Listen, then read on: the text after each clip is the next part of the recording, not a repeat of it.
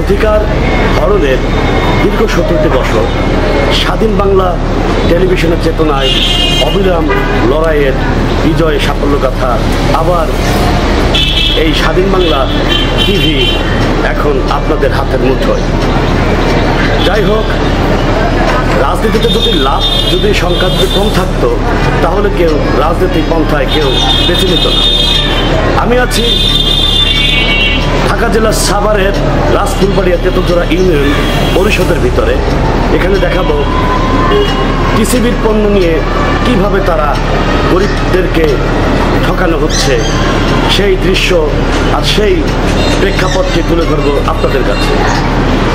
লক্ষ লক্ষ কোটি কোটি টাকা আত্মসাৎ করছে এইসব কতিপয় চক্র টিসিবির পণ্য গরিবদের জন্য।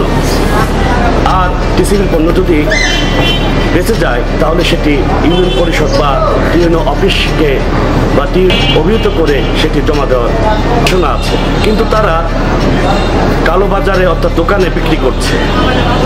স্বাধীন বাংলা টেলিভিশন রোদ বৃষ্টি অপেক্ষা করে জনদুর্ভোগের দুর্নীতির বিরুদ্ধে সচ্চর সেই নিউজগুলো আপনাদের সামনে তুলে ধরে।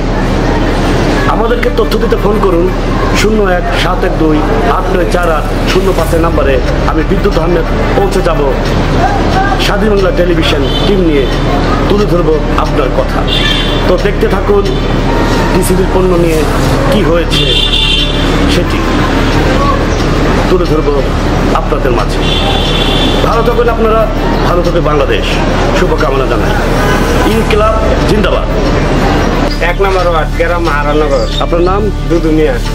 আপনি টিসিবির পণ্য পেয়েছেন? না। তাহলে কার্ডে তো সই দেখছি। না, এটা আমি দিই নাই। তাহলে এটা অন্য কেউ দিয়েছে, এভাবে জাল করে জালিয়াতি করে অন্য জায়গায় টিসিবির পণ্যগুলো দিচ্ছে। আপনি পাননি টিসিবির পণ্য? না। তাহলে সম্পূর্ণ জালিয়াতি করতে। টিসিবি ডিলারের নাম মাসুদ। জানা গেছে এই সমস্ত ডিলার টিসিবির পণ্য সহ অনেক অনৈতিক কর্ম করে বর্তমান সরকারের বিরুদ্ধে কারসাজি করছে মর্মে অনুসন্ধানে জানা গেছে।